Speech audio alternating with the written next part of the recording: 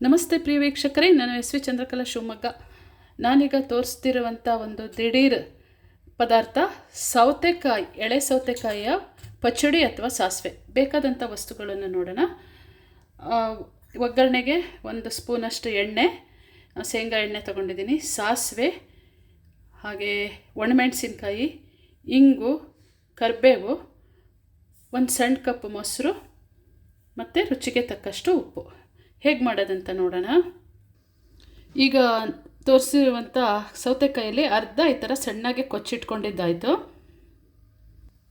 ಒಲೆ ಮೇಲೆ ಒಂದು ಬಾಣಲಿನೋ ಅಥವಾ ಸಣ್ಣ ಪಾತ್ರೆನೋ ಇಟ್ಬಿಟ್ಟು ಅದಕ್ಕೆ ಒಂದೂವರೆ ಸ್ಪೂನಷ್ಟು ಎಣ್ಣೆ ಹಾಕೋದು.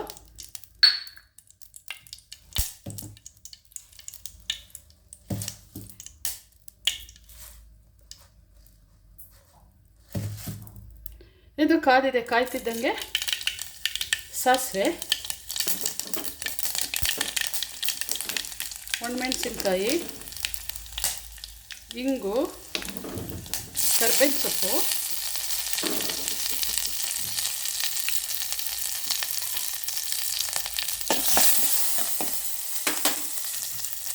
ಇದು ಕಾಯ್ತಿದ್ದಂಗೆ ಕೊಚ್ಚಿಟ್ಕೊಂಡಿದ್ದಂಥ ಸೌತೆಕಾಯಿ 1 ನಿಮಿಷ ಇದ್ರಲ್ಲಿ ಬೆಚ್ಚಗಾಗಬೇಕು. ಯಾಕಂದರೆ ಸೌತೆಕಾಯಿ ಮೊಸರು ಎಲ್ಲ ಕೆಲವರಿಗೆ ಥಂಡಿ ಶೀತ ಆಗುತ್ತೆ, ಕೆಲವರಿಗೆ ಏನಾಗಲ್ಲ. ಅದನ್ನು ಸ್ವಲ್ಪ ಎಲ್ಲ ಬೆಚ್ಚಗೆ ಮಾಡ್ಕೊಂಡ್ಬಿಟ್ರೆ ಯಾರಿಗೂ ಏನಾಗಲ್ಲ. ಮತ್ತು ರುಚಿನೂ ಅಷ್ಟು ಹಸಿಕ್ಕು ವಾಸನೆ ಚೆನ್ನಾಗೇ ಇರುತ್ತೆ. ಆದರೂ ಸ್ವಲ್ಪ ಬೆಚ್ಚಗೆ ಮಾಡ್ಕೊಂಡೆಲ್ಲ ಊಟ ಮಾಡಿದ್ರೆ ಈ ಮಳೆ ಚಳಿಗಾಲದಲ್ಲೇ ಒಳ್ಳೆಯದು.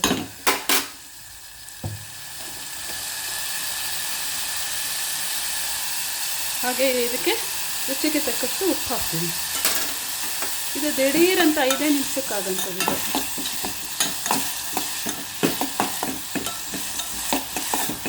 ಇಷ್ಟೇ. ಇದಕ್ಕೆ ಖಾರ ಆಯಿತು, ಸಾಸಿವೆ, ಇದಕ್ಕೆ ಸ್ವಲ್ಪ ಕಡಲೆಬೇಳೆನೂ ಹಾಕ್ಕೊಬೋದು. ನಾನು ಹಾಕಲಿಲ್ಲ, ಇಷ್ಟೇ ಸಾಕು ಅಂತ. ಆಮೇಲೆ ಇವಾಗ ಆಯ್ತಲ್ಲ, ಒಗ್ಗರಣೆಗೆ ಎಣ್ಣೆ 1-2 ಸ್ಪೂನ್ ಎಣ್ಣೆ, ಸಾಸಿವೆ, ಇಂಗು, ಕರಿಬೇವು, ಒಣಮೆಣಸಿನ್ಕಾಯಿ, ಆಮೇಲೆ ಇದು ಕೊಚ್ಚಿಟ್ಕೊಂಡಿದ್ದಂಥ ಸೌತೆಕಾಯಿ ಹಾಕಿ ಉಪ್ಪು ಹಾಕಿದ್ದೀನಿ. ಒಂದು ಸ್ವಲ್ಪ ಇದೆಲ್ಲ ಹೀಗೆ ಒಗ್ಗರಣೆಯಲ್ಲೇ ಬೆಚ್ಚಗಾಗಿದೆ, ತುಂಬ ಬೇಯಬಾರ್ದು ಅದು. ಈಗ ಇದಕ್ಕೆ ಬೇಕಾದಂಥ ಮೊಸರು ಹಾಕಿ ಆಫ್ ಮಾಡಿಬಿಟ್ರೆ ಸೌತೆಕಾಯಿ, ಎಳೆ ಸೌತೆಕಾಯಿ ಪಚ್ಚಡಿ ಅಥವಾ ಸಾಸಿವೆ ರೆಡಿ ಆಯಿತು. ಊಟಕ್ಕೆ ಹುಳಿ ಎಲ್ಲ ಇರುತ್ತೆ, ಬದಿಗೆ ಹಾಕ್ಕೊಂಡು ನೆಂಚ್ಕೊಳ್ಳೋಕ್ಕೆ ಅಂತ. ನೋಡಿದ್ರಲ್ಲ ವೀಕ್ಷಕರೇ, ಇದನ್ನು ಎಲ್ಲ ಹಾಕ್ಕೊಂಡು ಮೊಸರು ಬಿಸಿ ಅನ್ನಕ್ಕೆ ಮೊಸರನ್ನ ಥರನೂ ಕಲಿಸ್ಕೋಬೋದು. ನನ್ನ ಈ ವಿಡಿಯೋ ದಿಢೀರ್ ಸೌತೆಕಾಯಿ, ಎಳೆ ಸೌತೆಕಾಯಿ ಪಚ್ಚಡಿ ಅಥವಾ ಸಾಸಿವೆ ಇಷ್ಟ ಆಗಿದ್ದರೆ ನಿಮ್ಮ ಅನಿಸಿಕೆ ಅಭಿಪ್ರಾಯವನ್ನು ತಿಳಿಸಿ ಅಂತ ಹೇಳ್ತಾ ಧನ್ಯವಾದಗಳನ್ನು ತಿಳಿಸ್ತೀನಿ. Thank you so much.